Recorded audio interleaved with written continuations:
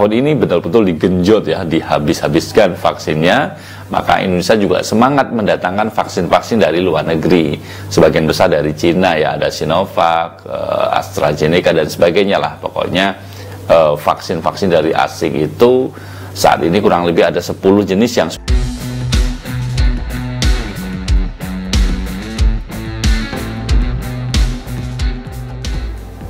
Assalamualaikum warahmatullahi wabarakatuh. Sahabat MOC, apa kabarnya? Mudah-mudahan selalu sehat ya, selalu sehat, tetap semangat, dan teman-teman diberikan kemudahan dalam segala urusan oleh Allah Subhanahu wa Ta'ala. Teman-teman semuanya, terima kasih untuk segala dukungan, terima kasih untuk segala perhatian dari channel ini. Beberapa kali, mungkin lebih dari 100 kali, channel ini membahas tentang vaksin, tentang pandemik ya. Diawali dari vaksin Nusantara yang muncul karena adanya kegelisahan kita sebagai anak negeri, kenapa terlalu banyak vaksin-vaksin didatangkan oleh pemerintah, sementara ada peneliti anak-anak kita, orang-orang Indonesia yang hebat, meneliti adanya vaksin Nusantara tetapi belum juga mendapatkan sebuah lampu hijau, artinya Badan POM ternyata kemarin menolak. Nah, kemudian itulah channel ini berada sehingga banyak yang kemudian merespon, baik itu ada yang respon negatif, ada yang respon positif. Terima kasih untuk segala responnya. Hari ini teman-teman semuanya, saya ingin sedikit sharing ya, tidak ada berita yang spesial, tetapi kita ingin sedikit memberi informasi bahwa keberadaan channel ini kemudian menimbulkan sebuah harapan. Ada yang bertanya lagi ke saya beberapa hari yang lalu, gimana kabarnya vaksin Nusantara? Atau masih ada yang komentarnya, saya menunggu vaksin Nusantara. Dari 10 jenis vaksin yang sudah didatangkan pemerintah kita ya, sampai dengan hari ini Indonesia itu vaksinasinya terbaik loh teman-teman. Kita peringkat 6 dunia untuk vaksinasi ya. Ini pencapaian tentu oleh Presiden Jokowi bahwa gerakan vaksinasi di Indonesia itu bisa melampaui target harapannya di akhir tahun ini, sebagaimana ditargetkan 70-80% warga Indonesia divaksin. Nah, tahun ini betul-betul digenjot ya, dihabis-habiskan vaksinnya, maka Indonesia juga semangat mendatangkan vaksin-vaksin dari luar negeri. Sebagian besar dari Cina ya, ada Sinovac, AstraZeneca dan sebagainya lah. Pokoknya vaksin-vaksin dari asing itu saat ini kurang lebih ada 10 jenis yang sudah mendapatkan izin edar oleh Badan POM. Yang menjadi pertanyaan publik sama seperti komentar-komentar yang ada di channel ini, kapan vaksin Nusantara, bagaimana kabarnya? Vaksin merah putih juga sedang dalam pengembangan dan ada kabar gembira, katanya bulan ini, akhir bulan ini sudah memasuki uji klinis kepada manusia. Diharapkan tahun depan ya, vaksin merah putih itu ada titik terang akan segera diproduksi sebagai vaksin booster.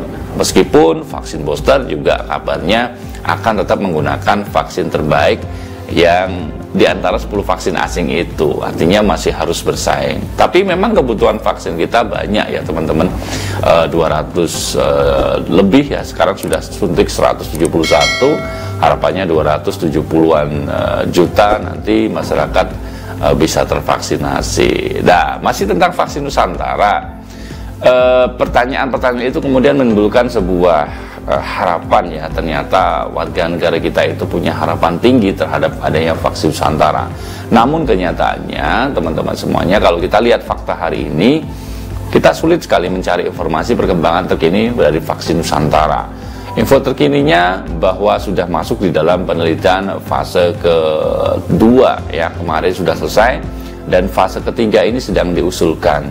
Tetapi ternyata mungkin ada kendala-kendala, saya juga kurang tahu. Yang terakhir kita dapat informasi vaksin Nusantara banyak yang mendukung sebagai vaksin penguat atau vaksin booster karena kelebihannya. Ini adalah vaksin yang berbeda dari vaksin-vaksin yang lain. Ini vaksin dari sel dendritik atau sel darah kita yang disuntikan kepada kita sendiri, artinya bersifat individual, tidak bisa seperti vaksin yang lain. Nah, kabar terakhir juga teman-teman semuanya, teman-teman orang-orang yang sudah bergabung menjadi relawan itu banyak banget yang sudah disuntik kemarin saat uji coba.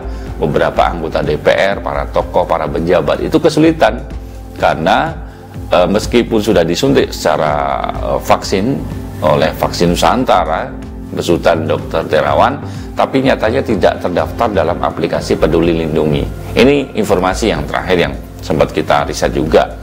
Jadi entah kenapa memang karena tidak terdaftar ya oleh Badan POM, sehingga aplikasi Peduli Lindungi juga tidak mengcover bahwa para relawan yang sudah divaksin tetap bingung ketika mau menggunakan aplikasi Peduli Lindungi karena Vaksin Nusantara tidak terdaftar di sana. Itu salah satunya yang menjadi informasi terkini terkait dengan itu. Dan sampai hari ini menurut beberapa informasi yang kita bisa dapatkan, ya, teman-teman tetap harus bersabar, harus tetap optimis bahwa Vaksin Nusantara masih dalam proses ya.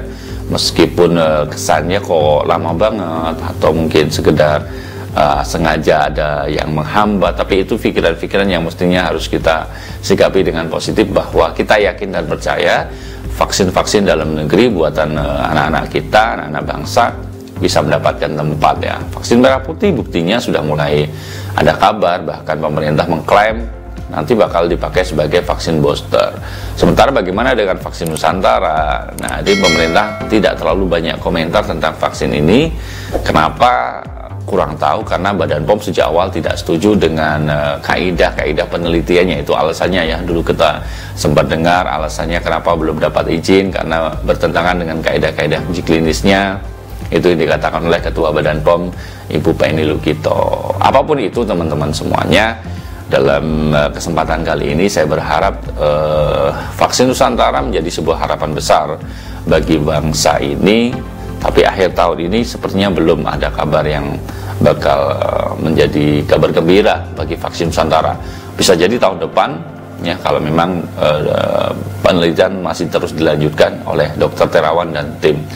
Harapan selalu masih ada dan teman-teman bisa menunggu sampai dengan nanti ada sebuah kabar gembira. Kita semuanya berharap kalaupun sudah ada vaksinasi yang sudah kita dapatkan ini, 10 jenis vaksin, dan hampir semua rakyat sudah divaksin, ada vaksin booster atau vaksin penguat yang menjadi celah sehingga kita bisa menggunakan vaksin Nusantara. Ini banyak yang nunggu, serius ya, banyak yang nunggu, warga-warga, bahkan para teman-teman subscriber di channel ini bertanya-tanya bagaimana kabarnya vaksin Nusantara, Mas Oji. Kita bingung juga karena memang informasinya sangat terbatas ya terkait dengan vaksin Nusantara. Terus terang saja, yang sekarang banyak informasinya kan tentang perkembangan vaksin terkini dari 10 jenis vaksin dari luar negeri, dan prestasi Pak Presiden Jokowi dalam pemerintahannya bisa menjadi negara terbaik sebagai negara non-produsen non-produsen vaksin, tetapi vaksinasinya terbaik sedunia.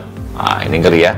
Meskipun India sudah mencapai target 1 miliar ya, tahun ini 1 miliar berhasil ditembus oleh India sebagai 1 miliar penyuntikan vaksin. Di Indonesia belum ya, kita masih menunggu sampai akhir tahun ini sebagaimana targetnya Pak Jokowi 270 juta. Masih ada kurang ya, banyak banget ya itu. Ya, itu aja teman-teman semuanya, singkat yang bisa kita sampaikan terkait dengan kabar-kabar vaksin Nusantara yang bertanya kapan, di mana, dan bagaimana kabarnya saat ini. Kita masih menunggu teman-teman semuanya. Kita masih carikan informasi-informasi terkini terkait vaksin Nusantara, tapi nyatanya sulit, masih dalam proses. Ditunggu saja, intinya harapan itu masih selalu ada untuk vaksin Nusantara. Bagi teman-teman yang masih menunggu, sabar ya, ditunggu sampai dengan sebuah kabar gembira nanti bisa kita terima semuanya. Vaksin merah putih sebagai vaksin anak bangsa, insya Allah tahun ini sudah bisa diproduksi, tahun depan mungkin sudah bisa dipakai untuk vaksin booster. Kita bangga dengan produk-produk Indonesia, bukan hanya sekedar slogan, bukan hanya sekedar himbauan, tapi kita harus buktikan kita bangsa besar yang bangga dengan produk-produk buatan anak bangsa sendiri. Itu dulu teman-teman semuanya ya, sharing singkat dengan kita pada kesempatan kali ini. Terima kasih dukungannya untuk MOC, Mas Oji Channel, sebagai teman berbagi motivasi dan inspirasi. Sampai ketemu di lain kesempatan. Saya undur diri, saya mohon pamit. Assalamualaikum warahmatullahi wabarakatuh.